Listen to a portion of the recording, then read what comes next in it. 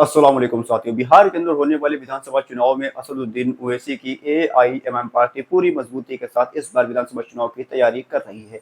जैसा कि आपने देखा होगा कि असदुद्दीन ओवैसी 3 दिवसीय दौरे पर बिहार आए थे, जिसमें बड़ी संख्या में उन्होंने जनसभाएं करी हैं, लोगों से मुलाकात करी है। इन जनसभाओं में ये चीज देखने को मिली, बैरिस्टर असदुद्दीन ओवैसी ने जिस जिस जगह जनसभा करी है उस जगह अपने प्रत्याशी के नाम का ऐलान भी किया है। पहली जनसभा किशनगंज के बहादुरगंज में बैरिस्टर असदुद्दीन ओवैसी ने करी थी। वहां पर उन्होंने अपने प्रत्याशी तौसीफ आलम के नाम का ऐलान भी कर दिया। और साथ ही साथ जब दूसरी जनसभा ढाका विधानसभा सीट के अंदर हुई तो वहां पर राणा रणजीत सिंह के नाम का ऐलान भी बैरिस्टर असदुद्दीन ओवैसी साहब ने कर दिया।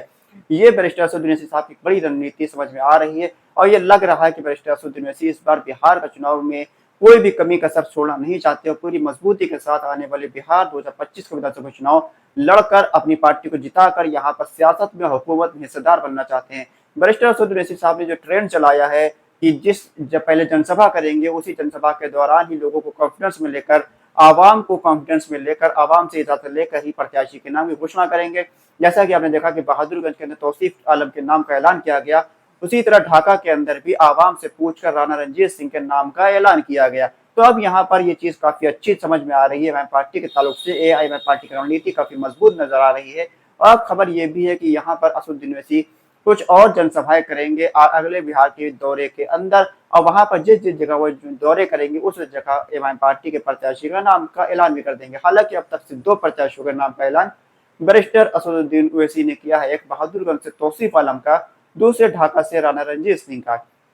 अख्तुल रहमान जो कि आमौर से विधायक है, एमएम पार्टी के प्रदेश के अध्यक्ष हैं, उनको लेकर अभी किसी तरीके का कोई क्लियर नहीं कि वो आमौर से ही चुनाव लड़ेंगे या फिर कोचाधामन से चुनाव लड़ेंगे, क्योंकि अख्तुल रहमान मौजूदा वक्त में आमौर से विधायक हैं।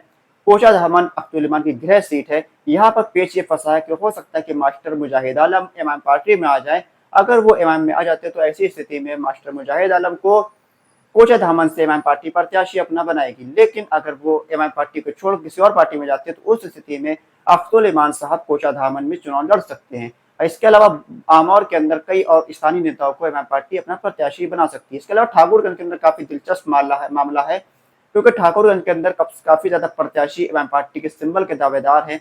रोज नए नए प्रत्याशी एमआईएम पार्टी के सिंबल के दावेदार ठाकुरगंज के अंदर बढ़ रहे हैं। जैसा कि पहले गुलाम हसनैन साहब, मुफ्ती अतहर जावेद साहब और हैबर बाबा, ये 3 नाम प्रमुख थे एमआईएम पार्टी के चुनाव में लड़ने के लिए।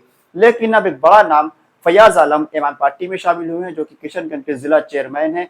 2015 के विधानसभा चुनाव में वो समाजवादी पार्टी के प्रत्याशी ठाकुरगंज से रह चुके हैं। 12,000 के ऊपर उनको वोट भी मिला था। उनका अच्छा खासा सियासी रसूख है। हालांकि एक चीज यह है कि उनके छोटे भाई तौसीफ आलम है, उनको एमआईएम पार्टी पहले ही बहादुरगंज से टिकट दे चुकी है।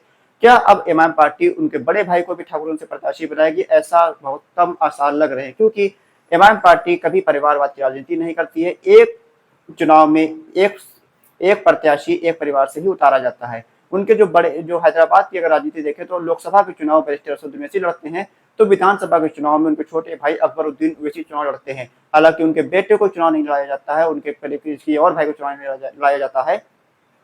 एक चुनाव में एक परिवार से एक शख्स ही एमआईएम पार्टी का प्रत्याशी होता है। तो ऐसे में यहाँ पर जो सबसे बड़ा, सबसे जो जिताऊ उम्मीदवार जो सोशल मीडिया पर चल रहा है, उसका नाम गुलाम हसनैन है। गुलाम हसनैन अपनी सरकारी नौकरी को छोड़कर एमआईएम में शामिल हुए थे।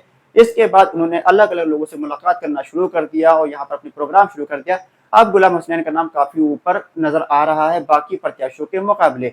यहाँ पर मुफ्ती अतहर जावेद साहब भी कुछ खास मजबूत नजर आ रहे हैं, लेकिन गुलाम हसनैन सबसे ज्यादा मजबूत नजर आ रहे हैं। सोशल मीडिया पर जो ट्रेंड चल रहा है, लोगों के नाम की जो गिनती होती है तो उसमें लोग वोट देते हैं कि आप ठाकुरगंज से इमाम का किसको प्रत्याशी पसंद करते हैं। तो ऐसे में गुलाम हसनैन को सबसे ज्यादा वोट मिलता हुआ नजर आ रहा है। मुफ्ती अतहर जावेद साहब नीचे हैं, और फयाज आलम भी नीचे हैं और हैदर बाबा भी नीचे हैं।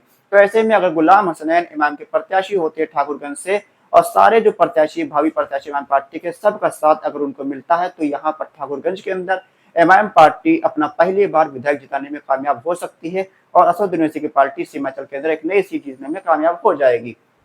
इसके अलावा किशनगंज के अंदर तीन चार प्रत्याशी हैं किशनगंज विधानसभा के अंदर। एक है तसीरुद्दीन साहब, जो कि 2015 में इमाम के प्रत्याशी रह चुके हैं। एक है प्रदेश के कोषाध्यक्ष इमाम के इसहाक साहब, दूसरे है गुलाम मुर्तजा साहब। ये 3 उम्मीदवार मौजूदा वक्त में बताए जा रहे हैं इमाम पार्टी के टिकट के दावेदार है। लेकिन खबर आ रही है कि पूर्व विधायक कमरुल हुदा इमाम पार्टी में वापसी कर सकते हैं और वो भी इमाम के टिकट के दावेदार हो सकते हैं। हालांकि उनको टिकट मिलना मुश्किल है इमाम पार्टी से, अगर वो इमाम में आ भी जाते हैं उसके बावजूद, क्योंकि उनकी स्थिति कुछ मजबूत नहीं है। 2019 में वो चुनाव जीते थे, लेकिन 2020 के चुनाव में वो चुनाव हार गए थे।